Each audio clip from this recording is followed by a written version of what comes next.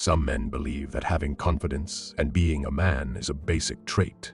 However, that is all rubbish, since you have to earn and learn your way to become a truly confident man. While it's true that some men have been working hard to level up earlier than others, other men won't level up at all. It's not that they can't, but rather that they belong to the black pill community. They choose the easy route and give up, claiming there is nothing they can do about it, and that being a confident, strong man is something that is inherited. They ultimately come to terms with who they are and lead terrible lives, receiving neither respect from society nor from women. You will turn into an incel if you choose to be one of these males.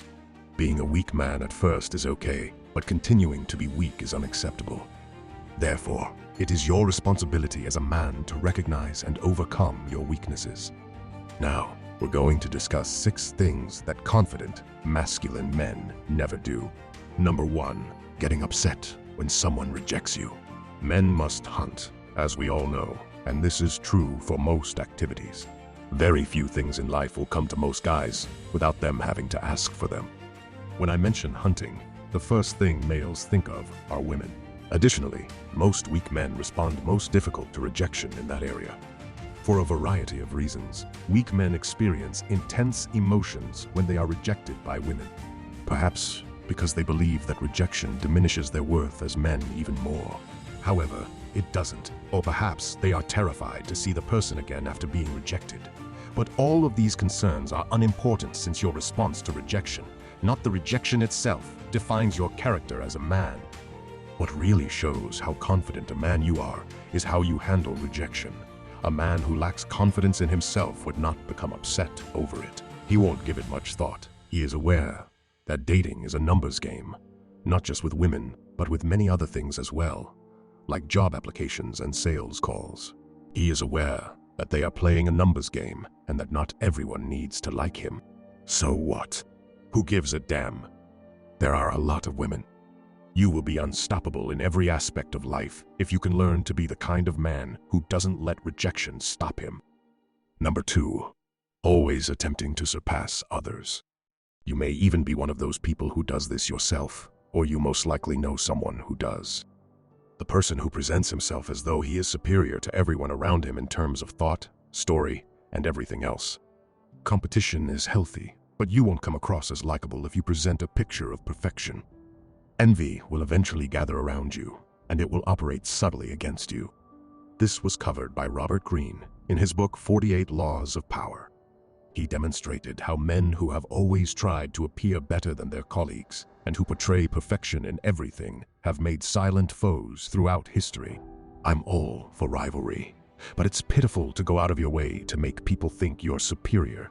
Talking too much is a sign of insecurity, and there is a great difference between influencing someone through conversation and proving something to them via your actions.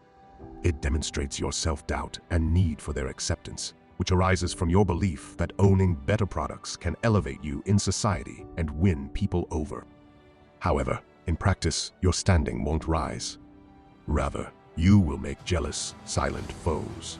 Number 3, constantly seeking approval from others. It is useless to please people if it does not benefit you. You have to understand that life is a trade of values. Because you share enjoyable moments with your pals, you are friends.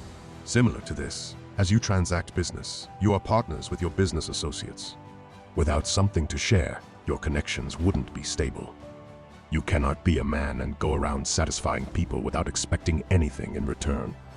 As soon as you give value to others and you don't demand that value back, you will become a target for abuse from both men and women, as well as from society at large. You are going to live someone else's life, not yours. I can tell a man is not taking care of himself or doing things for himself when I observe him always looking for ways to please other people. You will eventually have to respect yourself enough to make your own decisions, even if doing so will make someone unhappy. To some extent, you must act selfishly for your own benefit. Number 4, not competing for victory.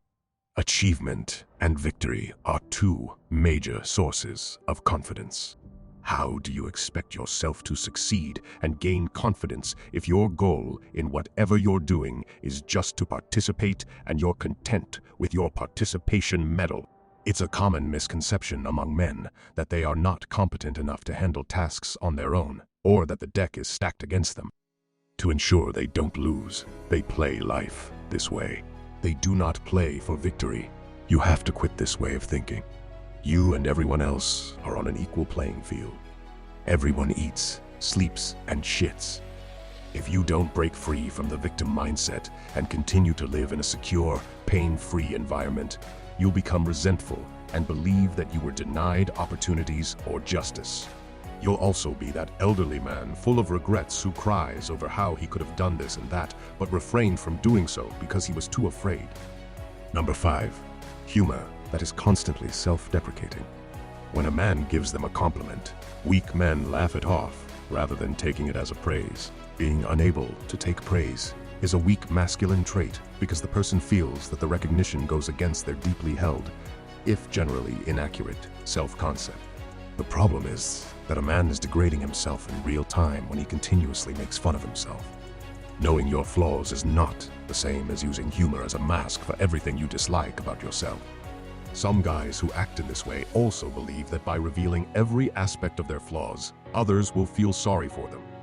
However, it will just drive others away and turn them into a laughingstock. You see, one aspect of being a manly guy is having the confidence to accept compliments from others and to take advantage of them by standing tall and claiming the recognition you receive. Number 6. Attempting to blend in. The posture of weak men is poor. They are afraid they'll look worse, or that they won't know how to handle the attention or potential confrontation, so they don't want any chance of either.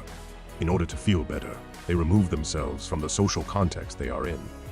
In contrast, a man who embodies masculinity won't always strive to be the focus of attention, but he also won't try to blend in. How frequently have you witnessed a self-assured, successful man with terrible posture? That doesn't take place. You project presence, open up your breathing, and gain confidence when you stand up. It makes it possible for others to approach you and speak with you without assuming you're trying to hide. Furthermore, your posture will immediately convey whether you pose a threat or not, which is crucial as you don't want to appear helpless either. It's important to remember that people notice your posture most of the time. Give this some love if you think it's useful. See you in the next video, brothers.